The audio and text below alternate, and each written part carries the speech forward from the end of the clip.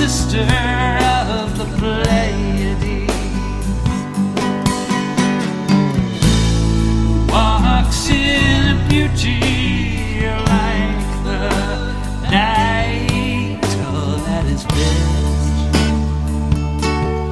dark and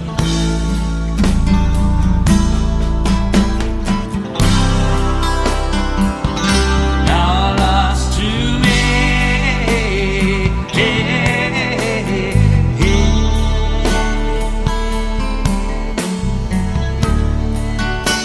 You can advertise your business on Night Dreams Talk Radio, and you will be heard worldwide.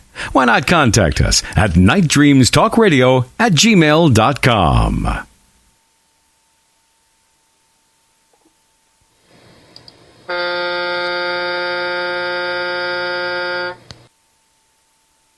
Do you have a paranormal story you want to share on Night Dreams Talk Radio? You could be a guest.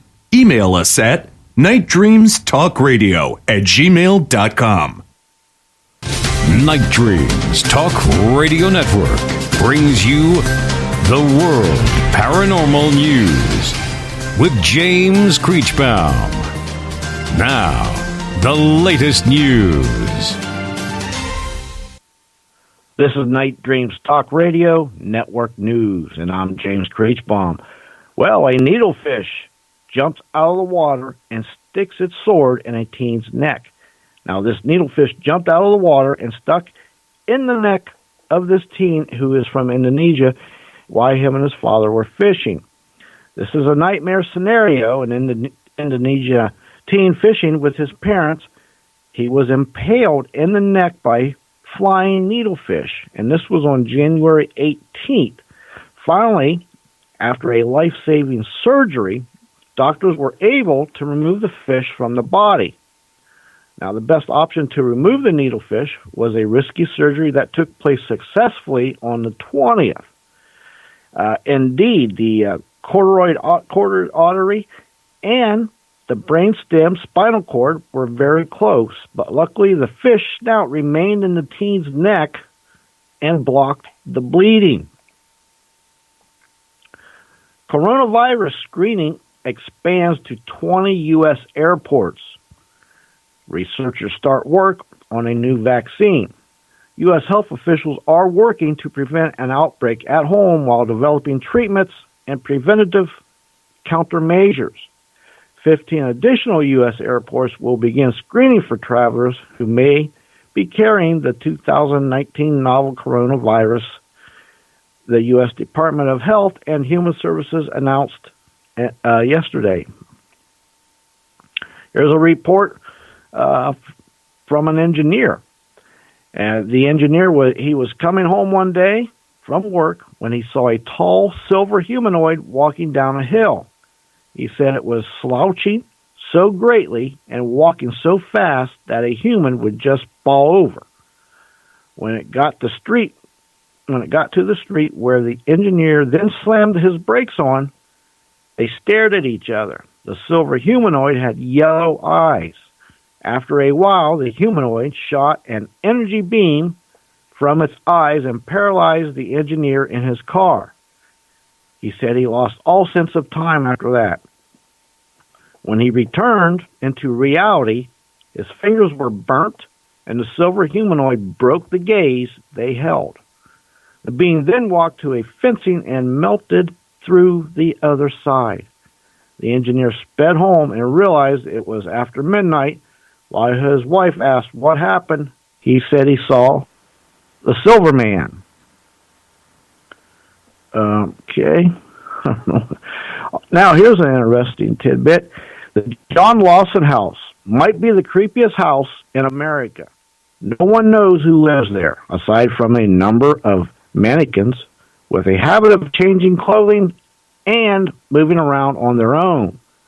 Every day, the porch at the John Lawson House is occupied by life-size female mannequins dressed in clothes from the last century. Their number, position, and theme varies from day to day, but no one knows how they get there, since no living person has ever been spotted at the house. Some believe that the dolls have a message to convey. They think the dolls are trying to gesture and point towards an unsolved riddle. Others say that the dolls' mystery lies in the history of the house, and in 1871, during a 2-week cold wave, a train crashed just 200 feet from the house, instantly killing 22 people. It is believed that the dolls are always pointing towards that crash site. Also, how about this little tidbit? 150 years ago, Jacob Coley, he ordered his African-American slave, Halcyo, to build a chest for his first child. Halcyo set to work crafting a wooden chest of some remark. For some unknown reason, his master was displeased with his efforts and beat his slave to a pulp, killing him.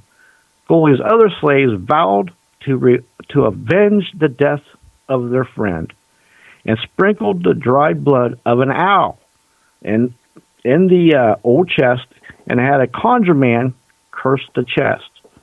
As if by magic, Coley's firstborn died in infancy, and over the forthcoming years, a total of 17 deaths were attributed to the chest.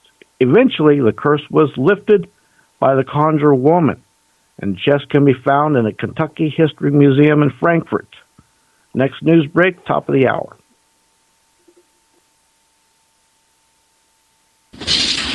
Coming to you from some far point station, like a cosmic tumbleweed, both north and south of the Pleiades. Here's your host, Gary Anderson.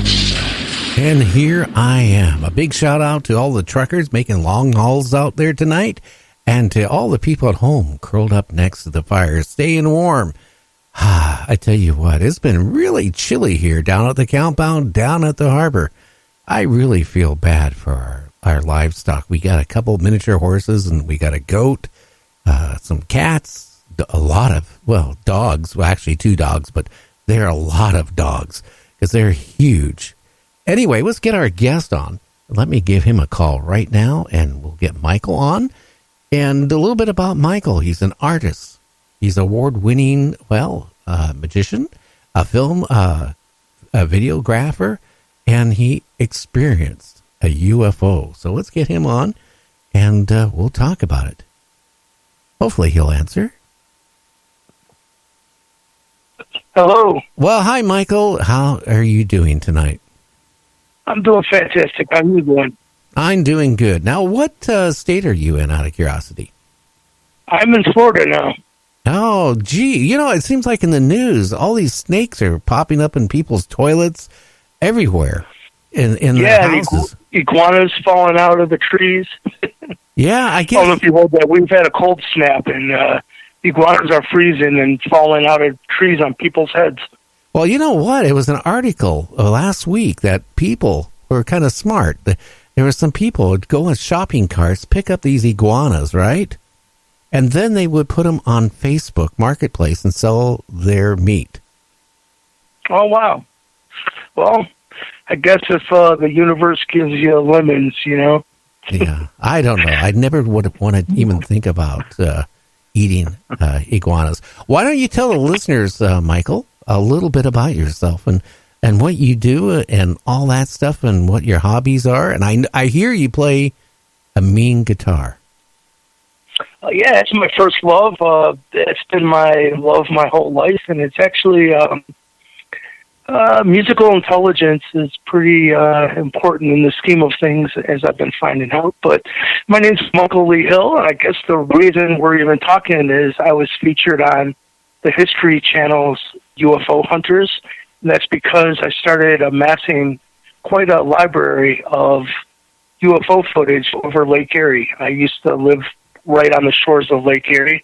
Actually was raised there, and 2 years ago I met the love of my life, and I moved to Florida to be with her. And but because of the History Channel show, it was an episode called Alien Contact of the UFO Hunters series, and in it they took me to Boston and had my blood work done by a Harvard professor. His name was David Systrom. And in that show, it was revealed that I don't have normal human blood. I know that sounds weird. It was just as weird to me as anybody else. As a matter of fact, I was like, wait a minute, this is no longer a TV show to me. What are you talking about? And he said, what do you think unknown means? We don't know what to tell you. So that was the beginning of actually meeting the intelligence behind the phenomenon. And when I met them, they said we were once known in your past as the Anunnaki. And that was in 2008, so it's been quite a little journey of getting a crash course on the bigger picture of things. And that led me to talking to you right now. Okay, now I got to ask you a question. In what way was your blood different than mine or everybody else walking the street? What they found was everyone's brains releases an enzyme called creatine kinase, or CK for short. And the normal amounts of CK in someone's blood is about 25 parts per liter of blood.